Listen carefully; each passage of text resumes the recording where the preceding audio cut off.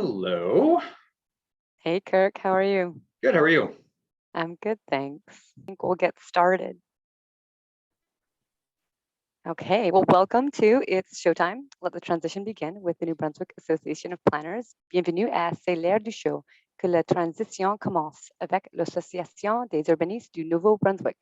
My name is Susan Dean, and I'm on the association's Continuous Professional Learning, or CPL, subcommittee, along with Caitlin Lassell, Kieran Miller, and Catherine Dufour. We're so glad to have you here with us today. Before I jump into introducing the session and our speaker, just a few housekeeping points. So, as you may have just heard, this session will be recorded, and a link to the recording will be shared on the Atlantic Association of Planners YouTube site, accessible through their website, in about 1 to 2 weeks. So look for it there. Our session is 1 hour.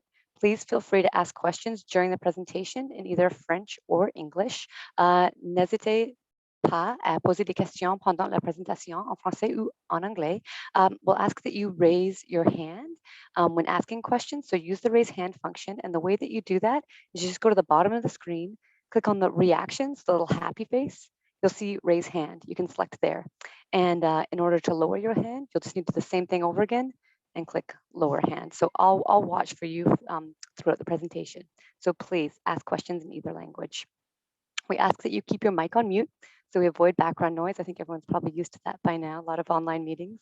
And for professional planners, this session provides one CPL learning unit, and it will be available in the drop-down box on the Canadian Institute of Planners CPL webpage. It's not up there yet, but I know that it's coming, so watch for that soon. Let's introduce our session and our speaker and jump in. So New Brunswick is at a crossroads. We need resilient and financially viable communities and regions that offer high quality services in order to thrive and grow as a province. To accomplish this, the provincial government is modernizing our local governance system. Local governance reform, or LGR, has 4 pillars. They include local governance structure, regional collaboration, land use planning, and financing local governance. As a result, LGR will impact professional planners in the province in a variety of ways. So Andre Daigle is here to shed a bit of light on this. So I'm just going to introduce Andre. So he currently practices in municipal land use planning and procurement law. He has worked as a land use planner with the province and has served as the president of the Atlantic Planners Institute and New Brunswick Association of Planners, as well as a member of the Canadian Institute of Planners Professional Standards Board. Andre is also past chair of the national and provincial municipal law sections of the Canadian Bar Association. I will now hand things over to Andre. Thanks, Andre. All right, Susan, thank you. I see Frank is in the theme of today. Super duper. Happy St. Patrick's Day to everyone. Exactly. All right, Susan. So we can't hear you there, Frank. It's muted there. Obviously, one of the top sayings probably in 2021.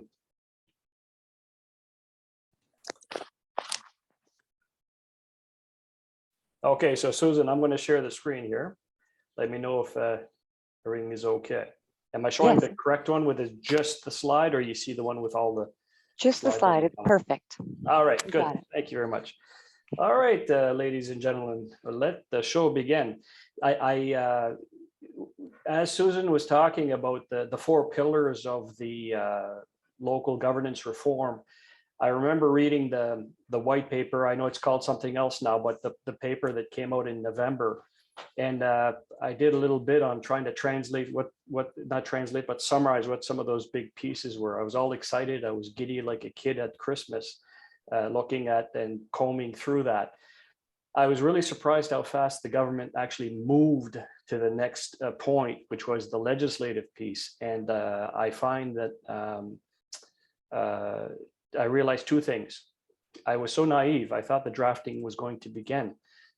But the drafting had clearly begun, probably fine tuning as that white paper came out. And when the government came out with the bill in early December, I was like, now I was excited, like I was going to start playing with these new toys I got for Christmas. So what I would suggest we do is that I kind of prepared the presentation in 3 parts, and that's when Kirk sent it out. Thanks, Kirk. There were 3 parts. Let's look at it from the bill to the chapter. There's a reason I want to introduce that. The part two is the one we're really going to concentrate on a bit more. And the third one, which of course, because we're a planning audience, are the RPP requirements for, I call it executive positions, but let's deal with them one at a time. I realize that, some of you were probably at a point where when I started as a planner, it was like a lot of information that was coming in. And I think it's important to have an understanding of where we're coming from legislatively, the source of authority. When I started as a planner in Fredericton, I remember Gérald Béliveau was my boss at the time and my director and mentor. And whenever I would say, hey, we're going to go look at developing a basic planning statement or some zoning regulations in the unincorporated areas, or I'm looking at a municipal plan for the first time and I have to check if it conforms with the act. I remember that he'd sit down and say, Andre, let's look at the act together. So we would actually sit down and read this beast. And it's important to understand that as, we often, some of us, as the years go on, it's a little easier to read the legislation and then apply it. But I just want to make sure we're all on the same page here. Before we get to the point of having an authority to exercise or to carry out, we have to, I'm backing up just a little bit more. I want to walk through basically what happens to that legislation as it comes into place or into force. So the white paper came out, I'll say in November, but then the government had to bring forward legislation to carry out those pillars. And they didn't carry out all the pillars. The financial piece is still going to is left for a bit later, but they did carry out many of the pillars. So they brought this bill, it's called a bill when it's introduced in the Legislative Assembly. And as you'll see through the timeline, I believe, Kirk, did we send out the PDF, or Susan, did we send out the PDF to everyone? We didn't resend it. It go in January from Kirk, but we didn't resend it as part of this session. This one here, this PowerPoint presentation. Oh, no, I haven't shared it, but actually that's a note I can after. So I'll just know that we can send out that PowerPoint. Yeah. Okay, all right. No one has it yet. Okay, all right. Well, in the timeline that you'll see on the screen, the bill was introduced on December 1st.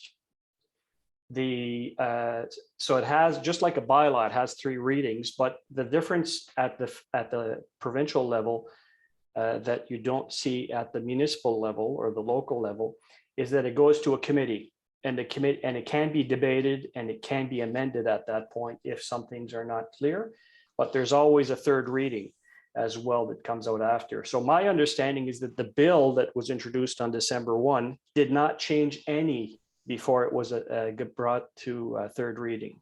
So it went from December 1 to December 16, essentially with the 3 readings. It was debated, it just was not amended, right? So what you saw as Bill 82, when you can still actually search it up on the government website, when it received 3rd reading, the next official step is royal assent. That's when the Lieutenant Governor and Council assents to the bill, becoming 3rd reading, becoming law. And the reason it's chapter 44 is that chapter 44 is in sequence. The next bill that became a law became the chapter. Chapter 44 is the 44th law adopted by the Legislative Assembly of 2021. Okay, so that's the process that you follow. And when it becomes a chapter, then the question is, now we're all scrolling around trying to find out what is in place and what is in force. So, as the white paper came out, these are the summaries that I know Kirk had sent out earlier. I tried to do a bit of a summary on the 4 pillars. Chapter 44, which are the recent ones, tried to concentrate on what's in force now. And that's where, so we're on the same page. I want us to look, we're getting into chapter 44 now. Okay, so when we're looking at chapter 44, you might find it daunting because it's around 128 pages. And it's an omnibus bill that deals with a variety of amendments. it's the same way that we do a rezoning. A map change is one thing, but when we do textual changes in the zoning bylaw, section 8, paragraph 7, subsection whatever, is amended to include the following extra main use. You're adding the new use. Well, that exercise that we do when we do a textual change in the bylaw is multiplied by 100 in this one, because it is a series of amendments to the Local Governance Act, to the Regional Service Delivery Act, to the Community Planning Act, to the Property Act, to the Lobbyist Act, if you believe it or not, to a variety of pieces of legislation. So it can be a little daunting to read it, but I want us to concentrate on part 2, and I'll tell you why we're doing that. Again, bringing us all to the same level of discussion. And some of you, this might be old school, and I'll ask you to bear with me a bit just to make sure that we're all speaking from the same page. And believe me, it'll be appreciated by your municipal counterparts when you speak with them and you understand where they're coming from, just as it would work for them to appreciate to know where we're coming from when we're looking at legislative changes and exercising the authority. So there are 4, chapter 44 has 4 parts, okay? And in the parts, part 1 is, as you can see on the screen, there are changes to the Community Planning Act, to the regulations under the Community Planning Act, to the regulations under the Community Planning Act, Clean Water Act, and Public Health Act.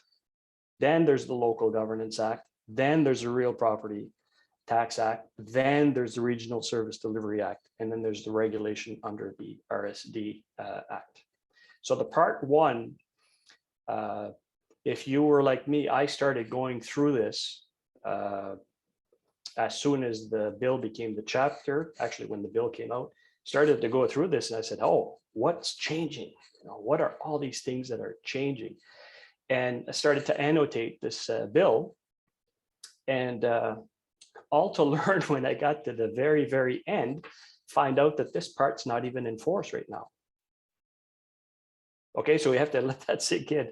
So it's not in force right now. You can't exercise anything under part 1 right now. We'll see what, but it's going to happen January 1, 2023. So the part that is actually in force at this point is part 2. So it came into effect as soon as it received royal assent. Come back to it in a second. So what is in force now, today, is what's called the transitional and saving provisions. You'll notice that some of the transition team, I forget if they call them transition leaders for the RSCs, but definitely you would have gotten a knock on the door to say that this is your new person working with you now, developing the strategic plans and the plans that we're looking for on tourism and so on. They didn't come out of thin air.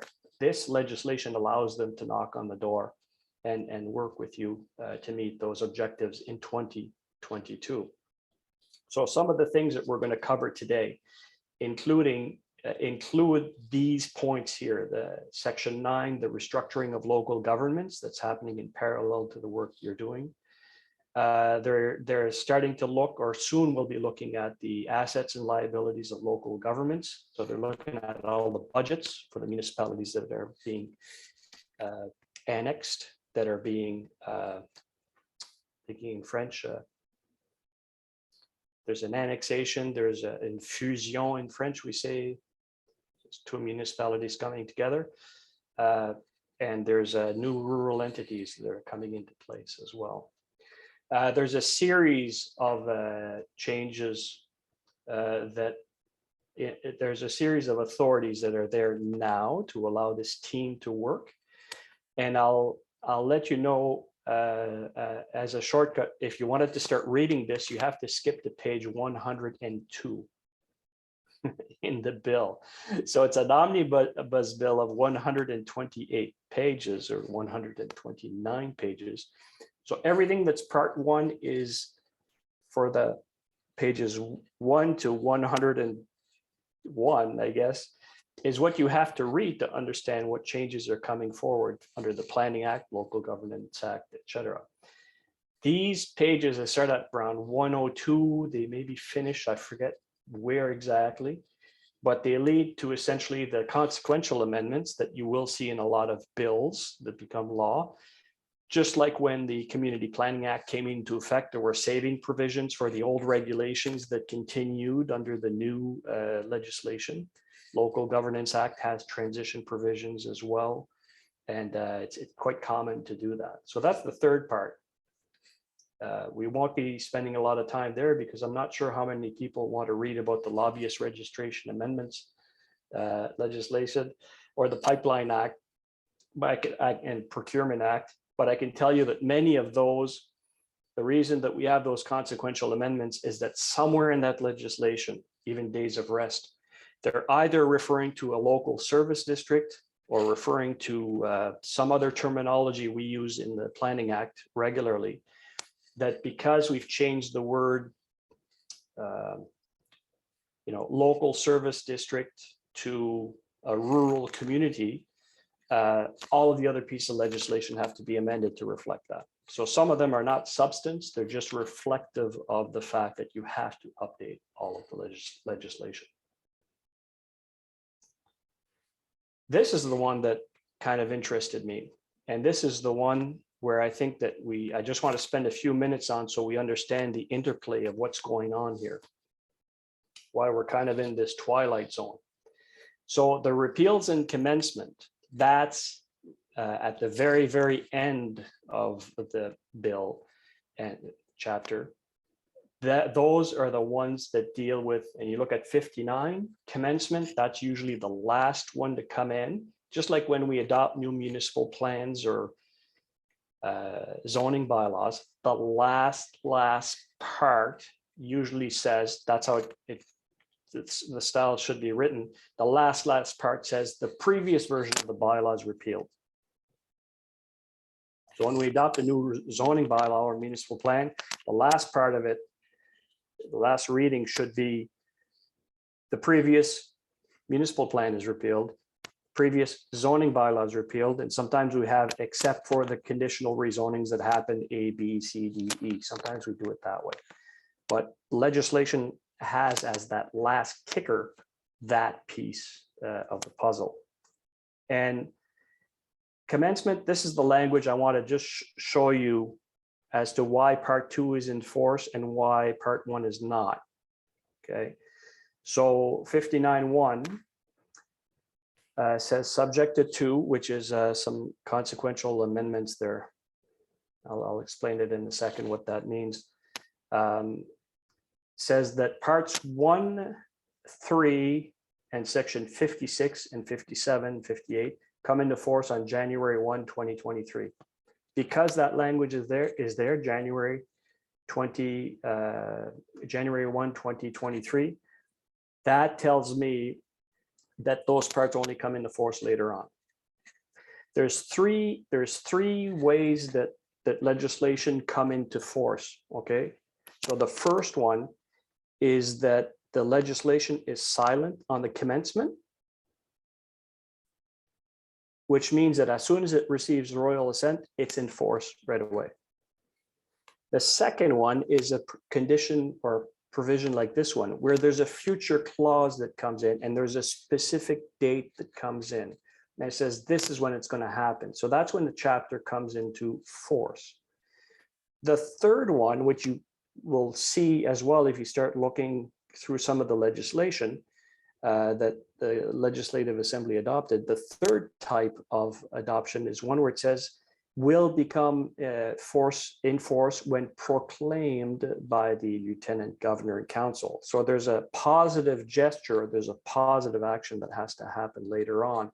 And we've seen that, for example, when the Building Code Administration Act was adopted, the last section said comes into force upon proclamation, generally speaking, something like that.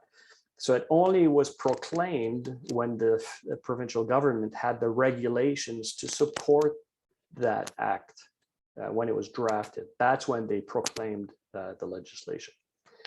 Rarely do you see it? But this is one where they've actually made a subsequential amendment. You'll see that 59.2 says subsection 108 and 109 and subsections 459 and 460 of this act shall be deemed to have come into force on January 1, 2018. So January 1, 2018 is when the regional service, when the Community Planning Act came into force. And the way that the legislation was written in 2018 is it referred to, and I know that if you look at 108 and 109, you don't have to look under the Planning Act. It's all under this omnibus bill here. 108 and 109 deal with PAC members, Planning Advisory Committee members. The way the legislation was written in the transitional clauses was that any Planning Advisory Committee member elected by government shall be deemed to continue under this new legislation. The brain fart that we just figured out is that they're never elected, they're appointed by councils. So this legislation is correcting that vacuum that could have happened, where it says that instead of being deemed to be elected as a PAC member, they are deemed to have been appointed by council as PAC members. So here, what they're trying to do is correct something that they saw after the Planning Act came into force in 2018. So those are some commencement provisions that you will see in the legislation in terms of triggering you, in terms of knowing when does this come into force. Well, there's the language. So part 2 is not mentioned here in the commencement provisions. That tells me that when the royal assent happened, it automatically came into force. Okay.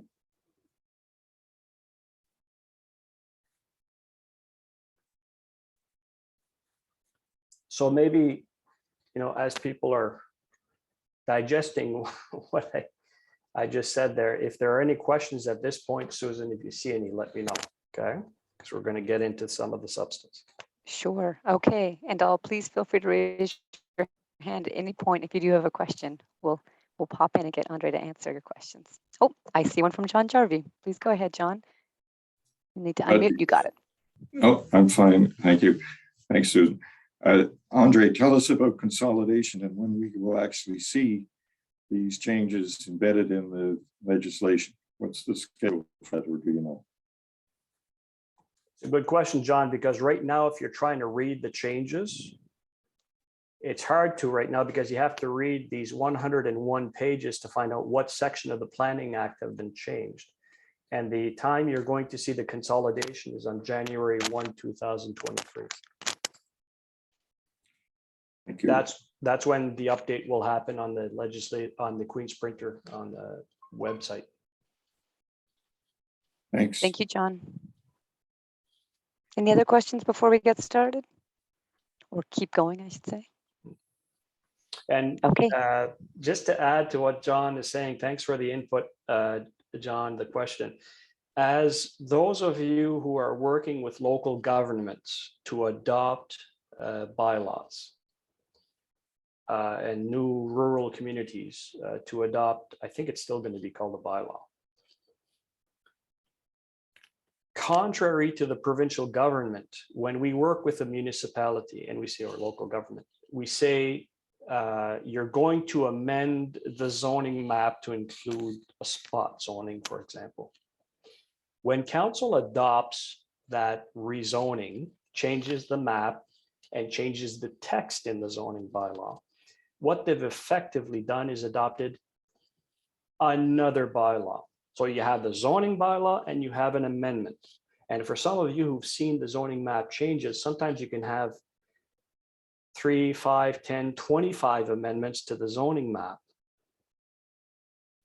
And contrary to the Queen's printer, when it's all consolidated, in essence, your bylaws, the local bylaws, are never consolidated. So whenever you have to show this into evidence into court, for example, I do not show, or I can't show without some explanation, I can't show a consolidated version of the bylaw because it's not the official bylaw. The zoning bylaw, if it's been on the books for a long time and has had 25 amendments, the bylaw, if I want to show the evidence of it, is 25 or 26 bylaws, the main one and every subsequent amendment. So the reason the province actually can bypass this is they have legislation that allows them to, once it's royally assented to and it comes into force, it's automatically administratively consolidated. In the local government field or realm, we do not have that same luxury because it's technically all separate bylaws. For those of you who are helping municipalities out with the legislative process, it'll be helpful. For those of you who are not working on this, it's time for me to shut up. Okay. So let's get into some of the substance on what we're talking about. Puis, écoutez, si vous avez des questions, là, sentez-vous bien à l'aise de me laisser savoir. La procédure essentiellement législative en est une que c'est un peu différent au niveau provincial. Ceux-là qu'on est les plus communément à l'aise avec, c'est qu'est-ce qui se passe au niveau local. C'est ça essentiellement que je viens de réviser. Et contraster faire un contraste entre au niveau provincial, qu'est-ce qui se passe et au niveau municipal.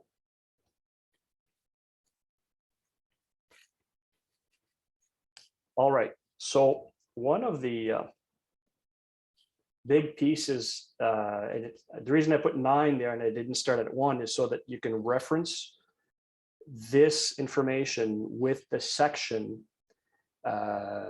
9 under the Omnibus Bill, Chapter 44. And this is at page 103 if you're actually if you want to go and compare what it is I've summarized with what it is in that bill, you would go to that page. So there's a few deadlines. There's a lot of things that are happening on the local governance front that before January 1, 2023 arrives, there's a few things that have to happen. And in the powers that are there today that allow the transition team leaders to work with local governments and work with the RSCs, there's some hard lines that have to be met. And otherwise, you're never going to get to January 1 without a lot of trouble. So until August 31st, this is when the essentially it's through the Lieutenant Governor and Council, I believe, but the minister has to have regulations that deal with all of the new local governments that have been either amalgamated, have been annexed, or restructured. So every municipality like the Lac Baker and Omadawaska areas, the Chipman Minto areas that have gone and gotten some LSDs around, any number of them that I could name. All of these have a regulation that define the territory. And I remember working with one of the drafters of that type of legislation when I was in Fredericton. And that's the first time I heard these descriptions called meets and bounds. So for me as a planner just getting started, what are this meets and bounds? Is it like a beef farm with a lot of meat and there's boundaries? But no, it's actually meets and bounds. It's the definition of in a northerly direction, blah, blah, blah, till a point, etc., and so on. So this actually district, this territory has to be drafted by August 31st. And in that drafting, they're also dealing with wards. And they also, for the municipalities that are going to get some LSDs that are going to be annexed to the territory, there could be a different tax rate. So in the drafting of the regulation, the minister has the authority today with the LGNC to include different tax rates. So that's, if you're hearing debate or questions on the media today around what's Why is that topic coming up now? It's because of this. They can actually right now prescribe that there's different tax rates. The big pillar that Susan talked about earlier, where the fourth pillar is the financial point, that's really coming into play in 2014. But this is a mini way to kind of stabilize things right now, that if they're annexing territory, that they can, or amalgamating territories, putting two municipalities together, they are actually, holding they can hold the line right now on the different tax rates if they have to.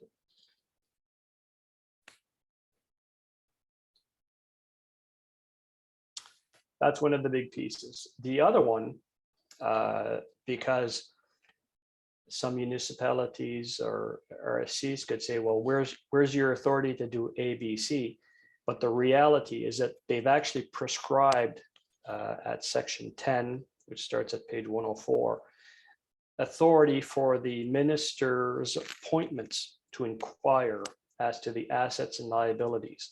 Big words to mean the budgets, look at where the reserves are, look at the different operating budgets, the municipal operating versus the water and sewer, a variety of things. The idea is that they report back to the minister if they need to. And in doing the exercise of looking into what's going on locally at the local government level, they have the authority to also make bylaws. So the minister can make a bylaw for the new or restructured entity, as well as review the existing bylaws, set budgets, different tax rates, negotiate collective agreements, appoint, reassign, retire, or terminate officers. So this is a big piece that they're dealing with right now in terms of trying to figure out the composition of staff. I know that the transition teams have worked a lot on the boundaries, and I'll get back to that afterwards. The boundaries have pretty much been set, I think, for probably 90+% of the territory with the wards. I believe the transition teams are now looking at the names of the new entities, the amalgamated or annexed areas.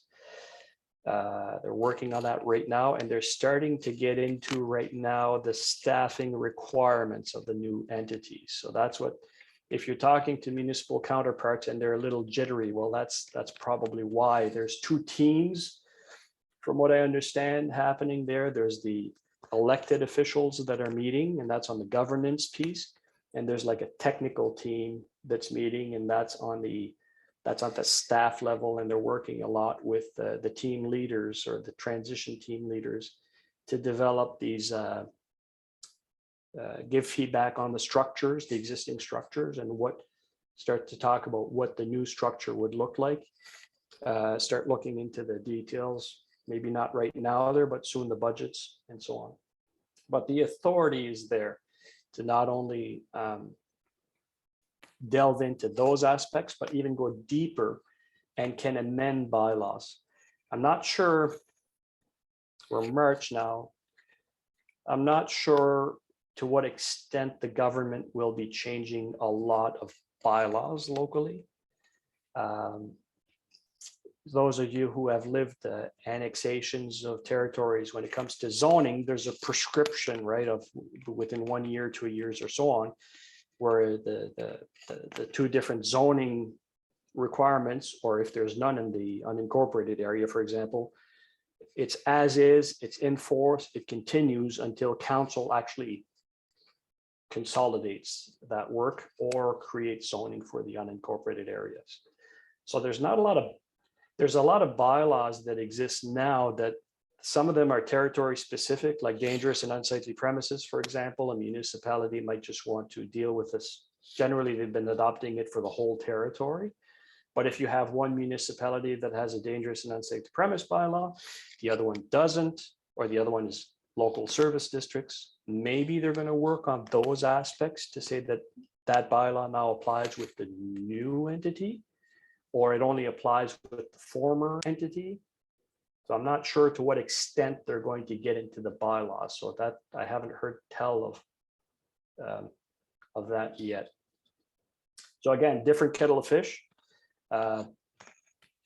Planning we're more familiar with, but these other bylaws, some of them have a territorial boundary that they'll have to deal with, and some of them are not really. Well, I suppose like parking bylaws, that would be territorial because it would apply to one municipality. The other one doesn't have it. Maybe it's Main Street. The other one doesn't have a parking bylaw. Suppose it could apply for different rates if you're connecting a lateral, water and sewer, things like that. I just know it's a great discussion to have, and me being completely,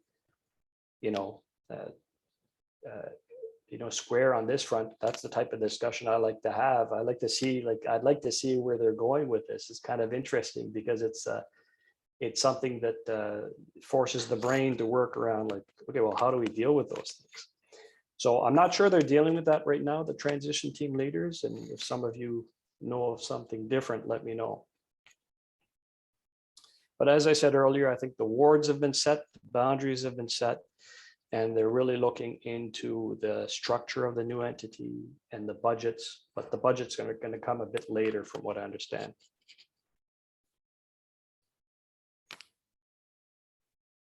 The RSCs, now this is more in our sandbox. My understanding, and this is what the omnibus bill tells the transition team leader to do at this point, but they have to develop regional strategies and undertake activities related to regional economic and community development and tourism promotion. They also have to work with you to identify and cost out regional sport, recreational, cultural infrastructure, establish a public safety committee, and provide or facilitate regional transportation. The minister has the authority to appoint the chief executive officer and others to assist the commissions. So I know that's what the legislation says, and I did hear indirectly by some of you, and actually knowing I've seen some commissions actually post already some positions for regional transportation, for example. I've seen that happen right now.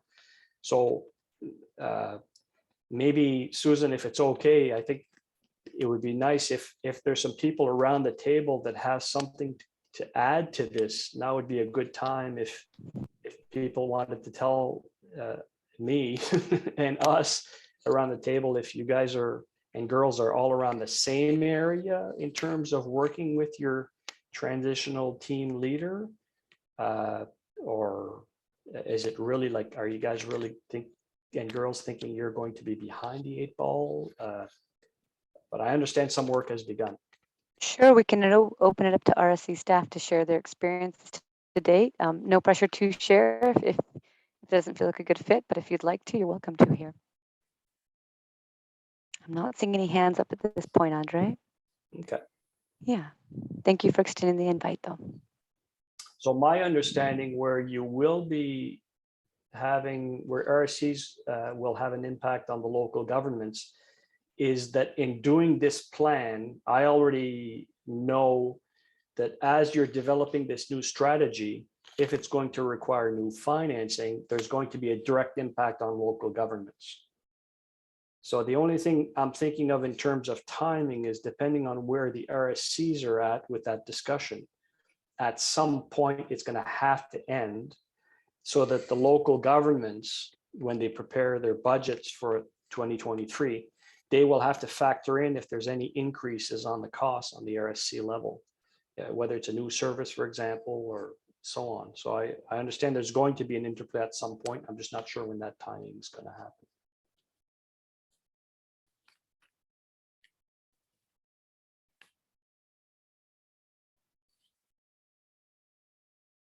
So that's 25 RSCs, not that there's 25 RSCs, it's section 25 of the chapter 44.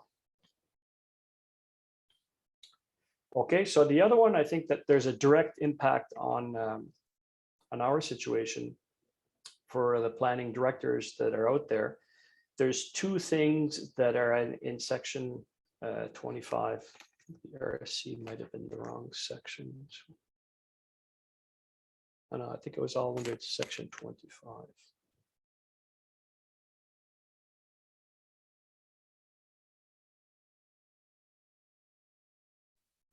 Okay, we can flag that may or may not be 25. We can move forward. That's okay. Yeah. From the way your mind works, I can tell that you're like, I'm going to go fix this right now. No, We'll be yeah, back that in would 5 have, minutes. it's in my summary actually of chapter 44. Okay. So it might be 24 because the next one is clearly 25. This is the planning directors who are not RPPs. There's a transitional clause in there that allows somebody who's a planning director that's appointed under 10.1 of the Act to continue as a planner. They're deemed to have been validly appointed. If they didn't do that, anything that they're signing off on today would be problematic because there'd be a lack of authority. And the reason I mention that is for the next slide, which states that anybody who's acting as a planning director today has until January 1, 2024 to become an RPP. So January 1, 2024. So that's a bit more, a year and 7 months roughly, a year and 9 months roughly to get the RPP designation. One thing I find interesting, and finally that the province is bringing the legislation back in line with the work that was done from the New Brunswick Association of Planners point of view, is that our own legislation for the RPPs that came into play in, I'm going to say 2004, beginning of 2000s roughly, we adopted through the Legislative Assembly, they adopted a professional planners bill, and that allowed us to regulate the profession at the provincial level. At that time, when we adopted this, we pushed the legislation through the Legislative Assembly, we were following the national trend to call people RPPs, Registered Professional Planners, or in French, Urbanistes Professionnels Certifiés. And at that time, contrary to other jurisdictions, what we were trying to do is have the Planning Act reflect who are the people that need to look at municipal plans, so prepare zoning, prepare subdivision, and so on. And we were recommending that what they should do is appoint or reflect that the people who revise these things have to be registered professional planners because they're regulated at the provincial level to follow certain standards, continuing education, and so on. So the RP at the time when we adopted the legislation, the Planning Act, rather than be amended and reflect the RPP, Registered Professional Planners, was amended to reflect a planner as being a member of the Canadian Institute of Planners. So at the time, I think that there was maybe a lack of we weren't connecting too well in terms of understanding that MCIP, which has a national brand, is a national brand and has absolutely no authority at the provincial level. Provincial levels being the jurisdiction constitutionally that allows us to regulate different professions. The ones who were regularly early out of the gate and understood this complementary aspect of it, where you have an RPP and you have planning legislation that says that it has to be the RPP, are Quebec, that had with the urbaniste, L'Ordre des Urbanistes, a long-standing requirement imposed provincially that if you're going to be a planner, you have to follow these requirements. If you're going to be a planner, you have to be part of this association. If you're going to be a planner, you're going to follow these types of training and continuing education. So at the time when we were working towards standardizing this, Alberta started to come into the forefront of saying, hang on a second, provincially, we want standards in this profession as well. What's this CIP thing there? And I'm not saying as planners, I'm saying as provincial legislative authority. They were saying, why are you taking authority from a national board that has no constitutional authority at the provincial level? So the Alberta planners were getting a lot of push towards saying, hang on a second, you have to get that power back. You have to go and this has to be regulated provincially or we're going to do it for you. So that kind of trend was also following. I don't want to get too much into the theory about this, but it's very practical. Was also following the Canadian internal agreement. There was the accord, Canadian internal accord, dealing with standardizing a whole bunch of things nationally. The movement of professionals, procurement. There was a lot of things it was dealing with, but one of the things it was dealing with was trying to regulate membership requirements in different fields of practice: medicine, engineering, architecture, planning, etc.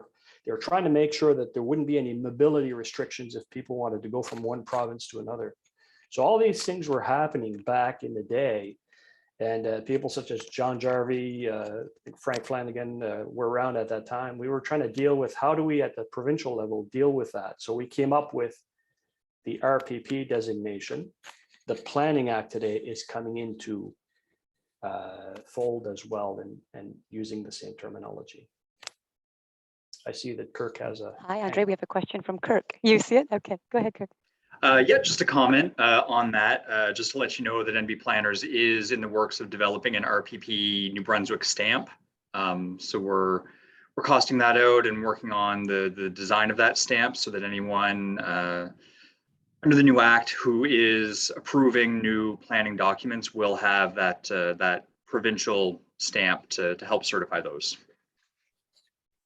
Fantastic, because that's a requirement. And if you look through the first 101 pages, you will see that planners, the RPPs, are the ones who are going to have to. I'm trying to recall the language. It's either language to say that they're certifying the planning instruments, or they're confirming that they conform with the legislation. But one way or the other, it's great that the association is working on that. Thanks for the input. Okay, so the way, since we're always process driven, I did the same thing looking at this. If we look at some hard lines, there's always a starting point. December 17 is when the legislation came into place. August 31st is, like I said, the deadline to create all the new local government entities.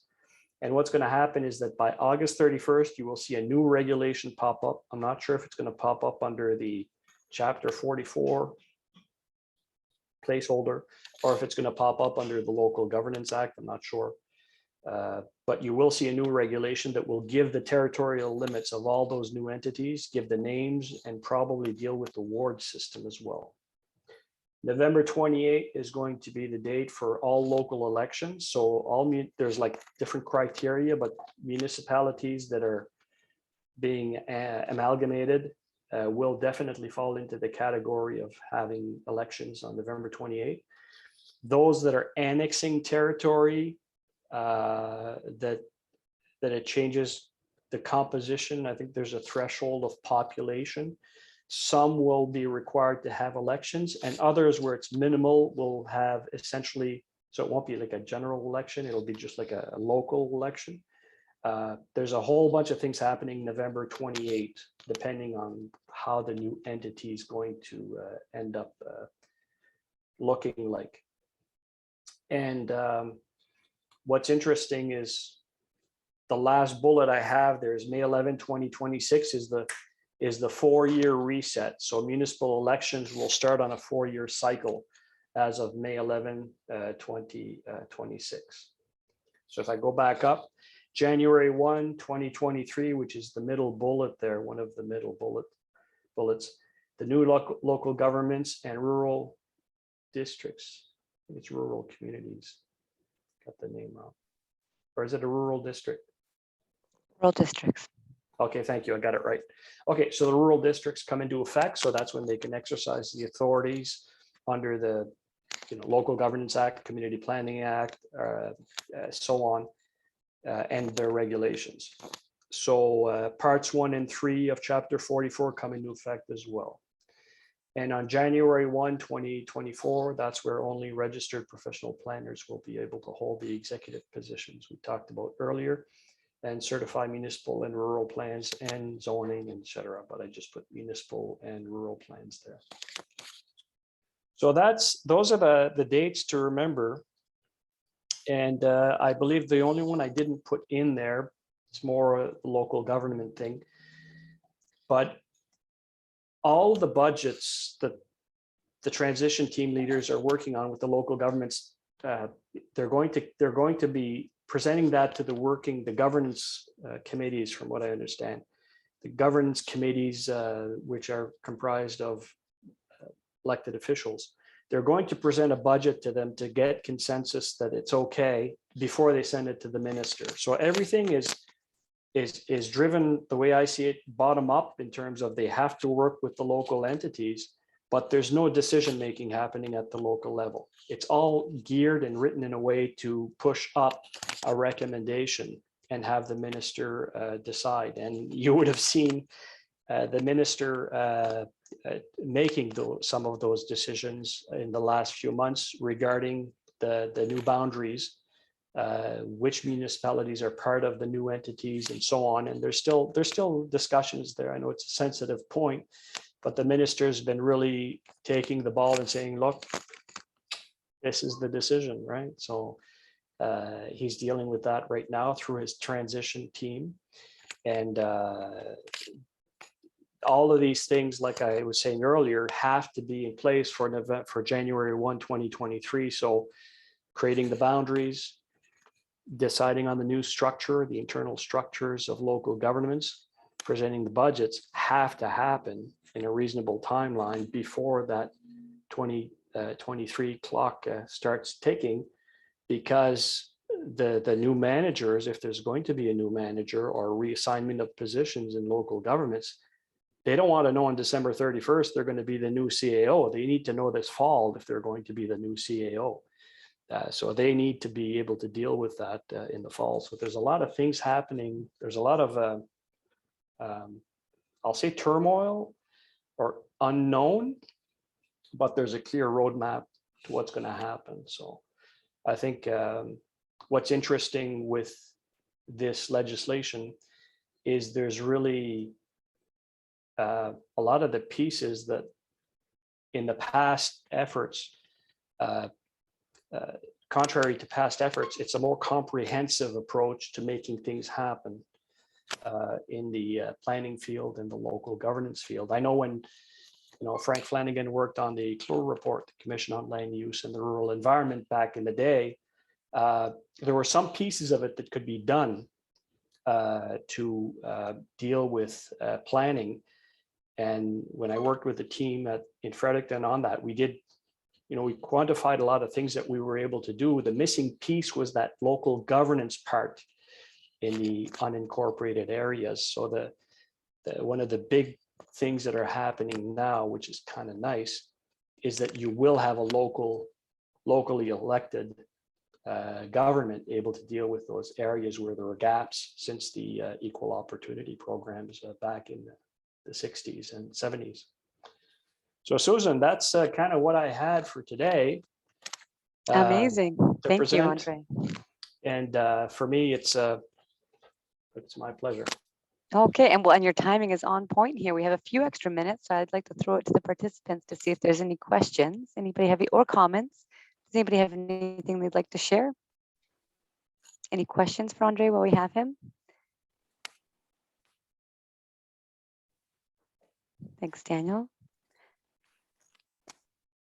Give you a moment to think. Look at the chat here.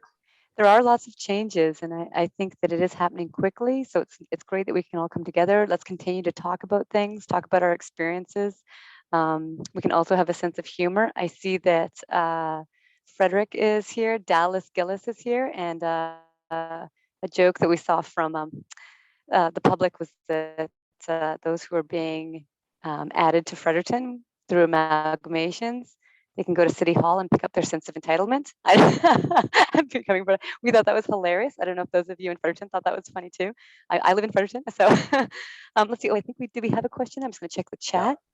Okay, Vivian Pang, thank you. So how will rural plans in LSDs get amendments post January 1st, 2023? Hi, Susan. I think this is a system error. I didn't post a question. Oh, okay, that is fascinating. Actually, Well, we will leave Vivian that one. sent me a link. Sorry, Oh, Susan, that was me. It's Alex Henderson. Oh, hi, Vivian Alex. sent me her meeting link, so I think I came up as Vivian. Oh, okay. Oh, so the question is still there. It's just you that are that is asking the question. Thanks. Okay, okay. I did get a direct question. C'était en français, à savoir si un urbaniste professionnel certifié pourrait, sous contrat, préparer et certifier des plans municipaux.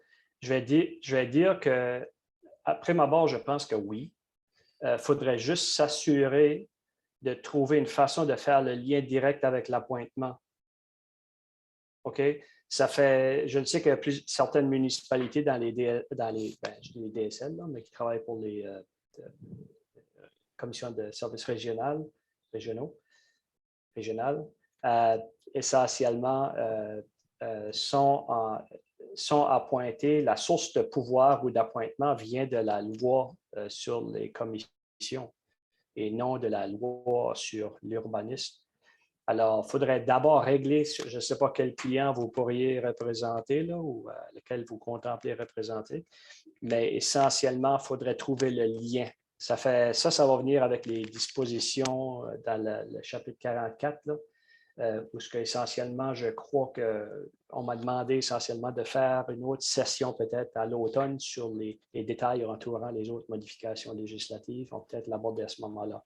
Mais sans doute, ça revient à comment est-ce qu'une personne peut être embauchée. Et puis, si la source d'autorité vient sur la loi sur les services régionaux, par exemple, il faudrait trouver un lien là pour faire sortir qu'on a un genre d'appointement. Tandis que quand c'est une municipalité, c'est un peu différent. Là.